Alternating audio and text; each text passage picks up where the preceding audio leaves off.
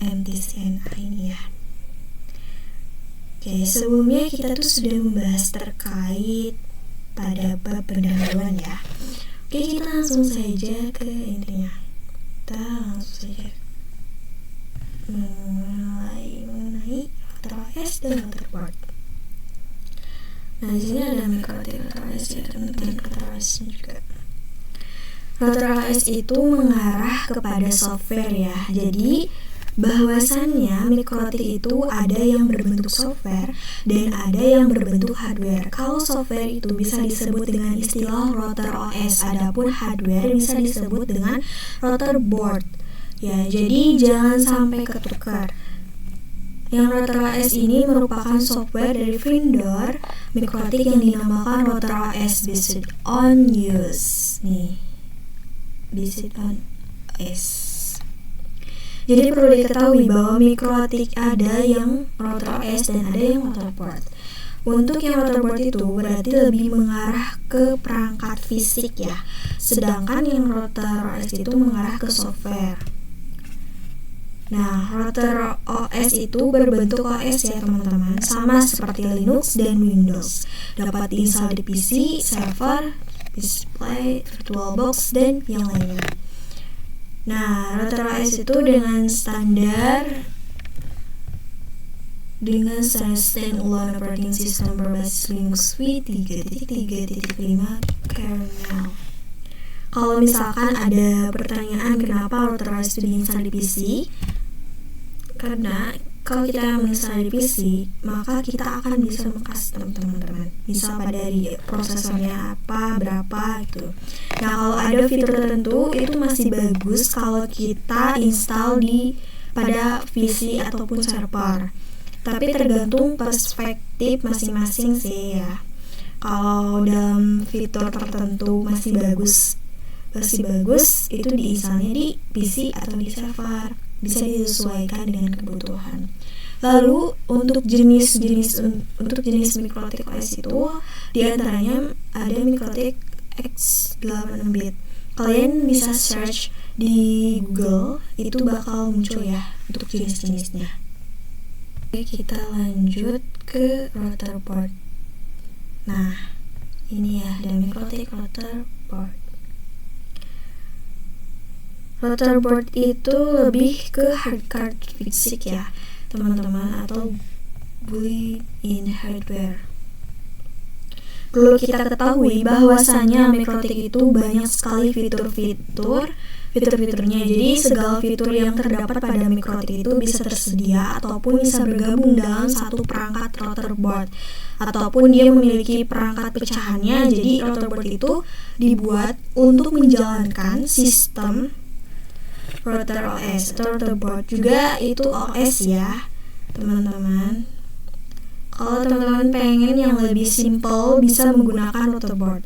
Itu sudah include dengan rotor OS dengan segala fiturnya. Adapun yang fitur OS itu yang diinstal di PC atau server. Maka nanti kalian custom kayak tadi, misalkan hardware-nya apa, RAM-nya apa. Kalau misalkan yang rotor board itu nanti udah disetting di defaultnya ya, seperti itu.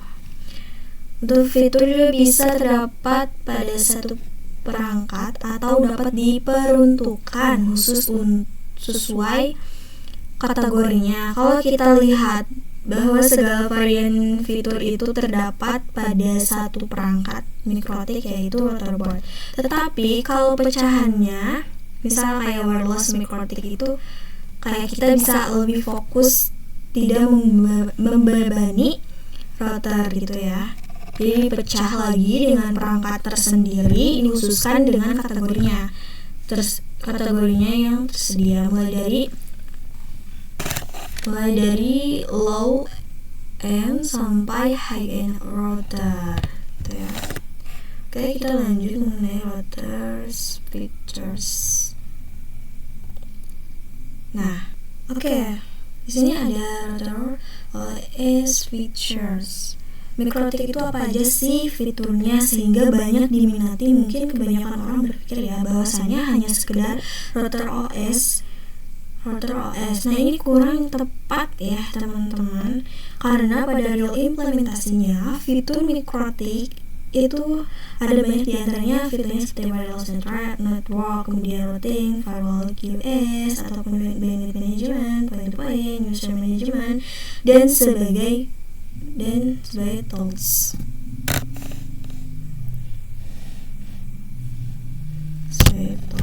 Yang ini ya teman-teman. Oke. Nah, fitur-fitur yang tersedia ini bisa tertanam pada satu perangkat ERP. Bisa tertanam satu perangkat ataupun bisa dipecah sebagai perangkat yang berfokus. Misal untuk wireless itu namanya apa dan lain sebagainya ya. Itu bisa kalian cari ya teman-teman. Lanjut, ada support dan networknya ya. Jadi wireless itu narkabel ya teman-teman. Dan ada yang diperuntukkan untuk indoor ya, adapun outdoor. Nah, dari standar supportnya itu ada ini A, B, J, N, A, J. Oke. Contoh untuk indoor itu ada yang namanya child wireless, kalian bisa share ya. Kalau yang outdoor itu ada yang namanya point to point. Ada juga yang namanya point to multi point. Nah, contoh yang point to point itu yaitu SX-SQ, kemudian ada yang namanya LHG AC, dan ada yang namanya DNADISH.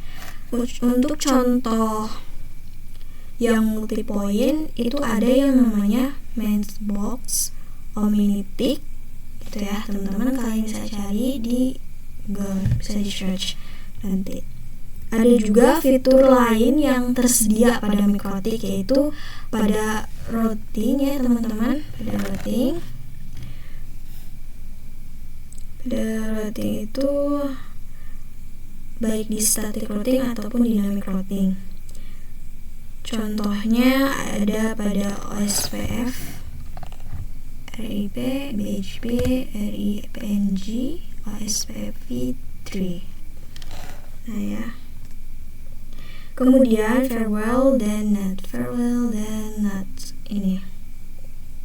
Itu sebagai proteksi biar MikroTik itu aman, dan untuk NAT ini biar klien itu yang memiliki IP privat itu bisa mengakses IP publik. Jadi itu nanti menggunakan fitur NAT. Contohnya bisa mengatasi serangan ya teman-teman. Bisa juga ngeblok website,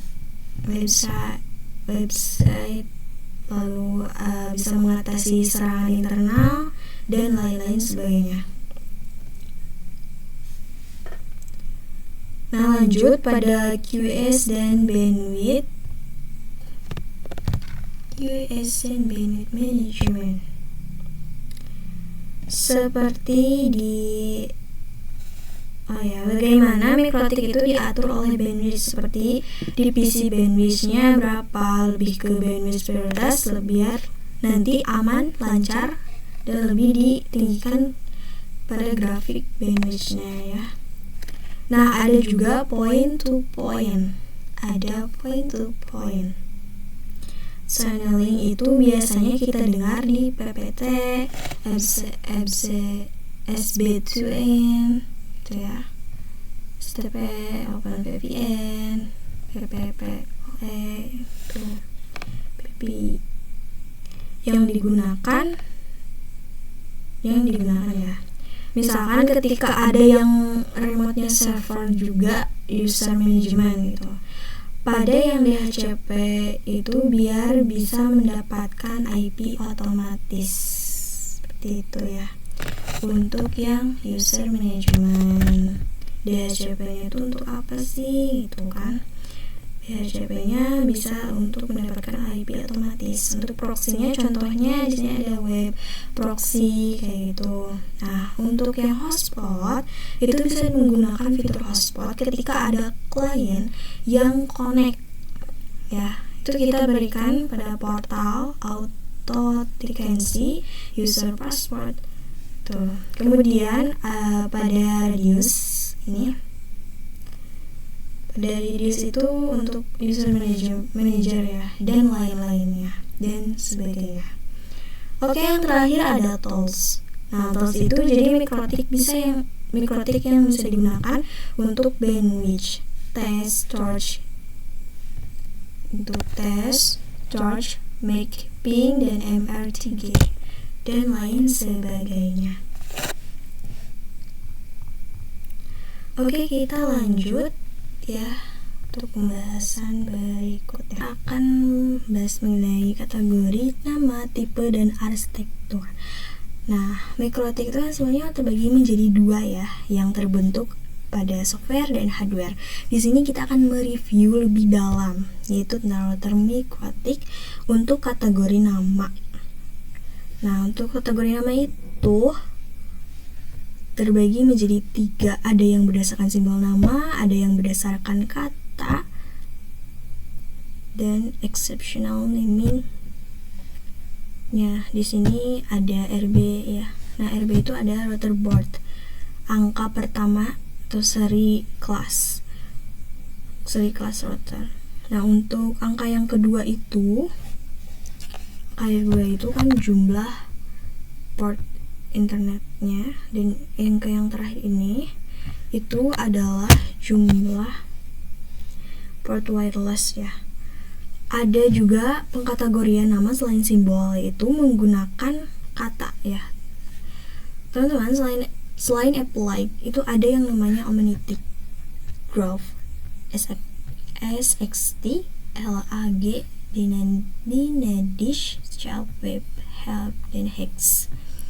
Nah, untuk exceptional name itu nama yang disederhanakan dan disesuaikan dengan tahun pengembangan, dan biasanya internetnya lebih dari 9 port. Contoh di sini ada router port 600, 600, 1000, 1100, 1200, dan 2011. Nah, ini ya teman-teman. Oke, kita lanjut saja untuk pengkategorian.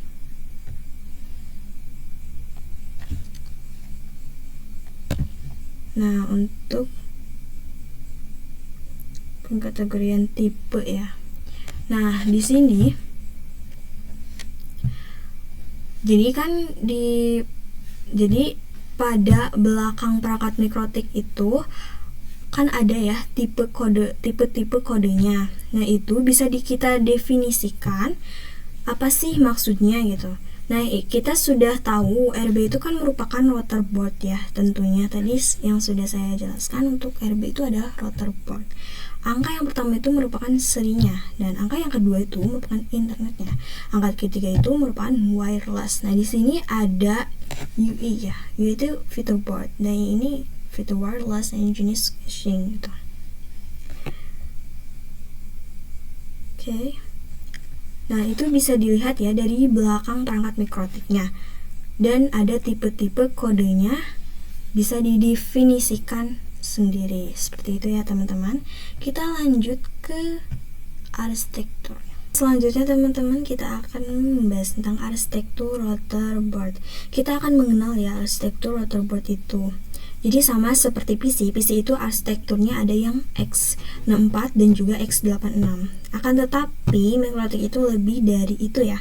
Yang ya ada yang MIPS-BE dan dua snaps, PCI RM, x86, MIPSEL, dan MMPS.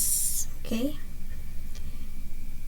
Nah, half-life di sini. Half-life itu di MIPS, SMPS ya, snaps. Nih, yang ini snaps. Ini misal ada support apa dan sebagainya gitu, oke? Nah, lalu arsitektur router board itu dibedakan berdasarkan dan jenis kinerja prosesor, software, OS untuk setiap arsitektur yang berbeda. Nah, untuk melihat arsitektur mikrotik lebih lengkapnya, kalian bisa lihat di link ini ya, yang ada tersedia di sini, www.mikrotik mikrotik.com download. Seperti itu ya teman-teman untuk pembahasan tentang about router OS dan router boardnya. Baiklah teman-teman, itulah tadi penjelasan pembahasan mengenai router OS dan router board pada dunia MT-CNA. Mohon maaf bila ada kesalahan. Sekian dari saya. Wassalamualaikum warahmatullahi wabarakatuh. Sampai jumpa di video selanjutnya. Terima kasih.